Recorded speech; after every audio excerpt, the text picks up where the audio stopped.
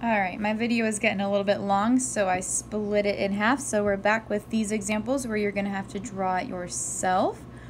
So first of all, see if you can draw this first one on your own. Maybe I will number these so we can talk about them.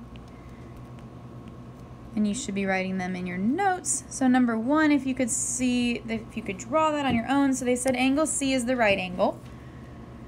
So I'm going to go over to the side. I'm going to draw a triangle. This is going to have to be C, but either one of these could be A or B. It doesn't matter. I would just turn the triangle, so it really doesn't matter. So I'm trying to find tangent of A. So this is my angle that's special in this one. And let's just label everything else that we have so we don't get lost. So side A is 7, and side C, or the hypotenuse, is 7 root 2. So hopefully this looks familiar from what we've been doing. Or you could do Pythagorean theorem with these two numbers to check, but you're going to get 7 right here for B. So this is a 45, 45, 90 triangle, so it kind of goes back to what we were doing. So we're trying to do tangent. I'm going to switch colors. So that would be O over H. Oh, I'm sorry, O over A, my bad.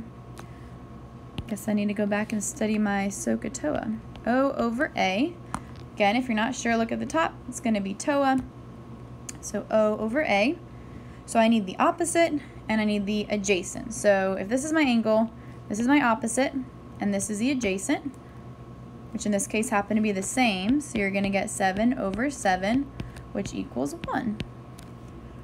So sometimes your answers don't actually end up being a fraction. They can end as whole numbers too. So don't be surprised. Okay, so that's number 1. Try to draw number 2 if you could, and maybe even try to solve it all the way on your own. So pause it and then come back when you're ready. Okay, so I hope you've tried this one on your own, but I'm going to draw it for you. So this has to be C again, and this is A, this could be B. Again, you could switch those, doesn't matter.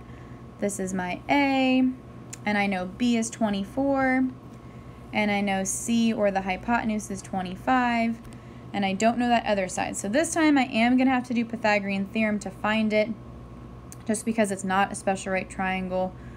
So I'm going to have to do a little work. That is fine though.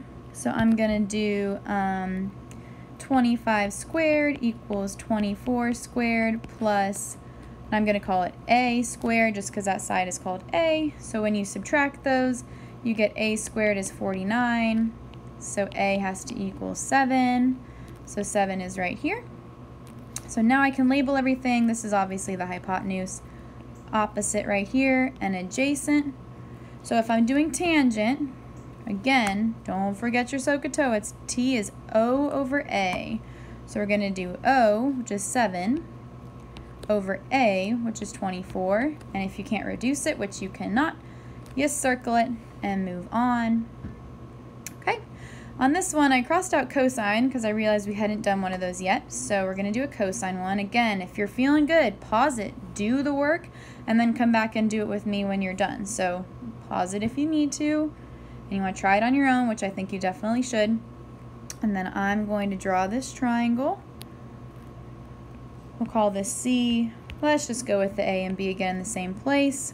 And we're doing cosine of A. A is 12, and I know the hypotenuse is 20. So then I'm going to have to do a little work again, which I know thrills you guys. So we're going to do 20 squared equals 12 squared plus B squared. We get B squared is 256. So B is 16.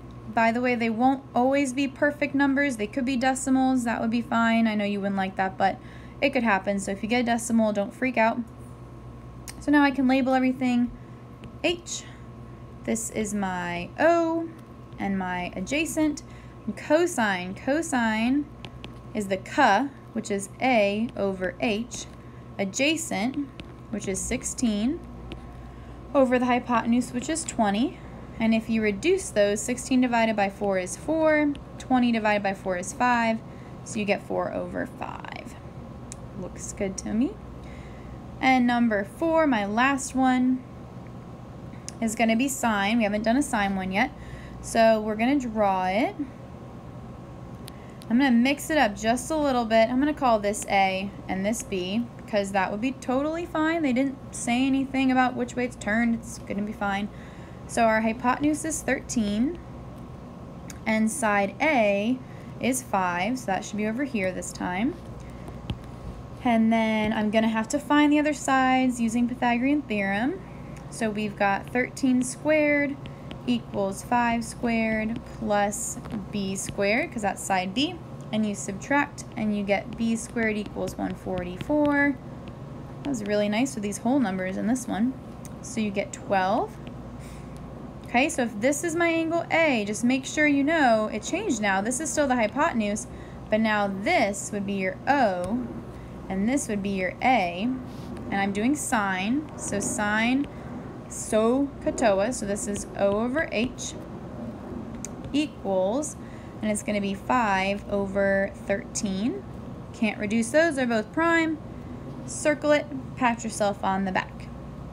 Okay, so this is all you really need to get out of today, is how to make the different fractions or ratios.